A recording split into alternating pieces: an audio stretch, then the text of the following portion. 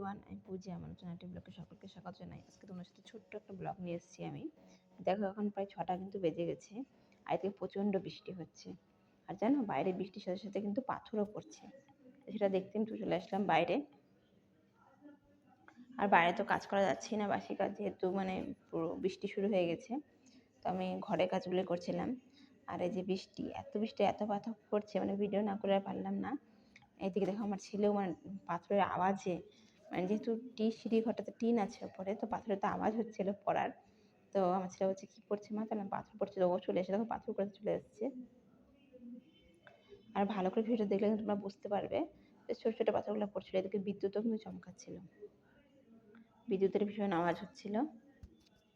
যে দেখো, তোমাদেরকে দেখাবো, এই দেখো পাথর, এরকম পাথরগুলো পড়ছিল, ছোট বড় অনেক পাথর পড়েছে।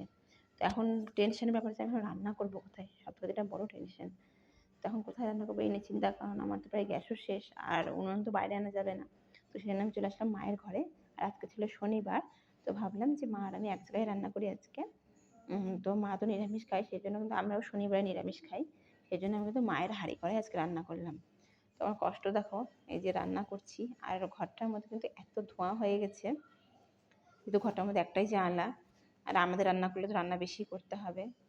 তো এই জন্য আমি আজকে রান্না করেছি এই যে মায়ের রান্নাঘরে। আর দেখো এই দেখো সাইডে কতগুলো খই রাখা আছে, মানে মাও কিন্তু এখানেই রান্না করে খায়। তো আজকে কিন্তু শনিবারের জন্যই তো ভাবলাম, মাকে বললাম যে মা তাহলে আমি আজকে এক জায়গাতেই রাঁধি, তোমার এখানে আমি রান্না করি, তুমিও খেয়ে নিও। সেখানে চলে আসছি মায়ের এই রান্নাঘরে রান্না করতে। আজকে আমার এতটুকুই, টাটা।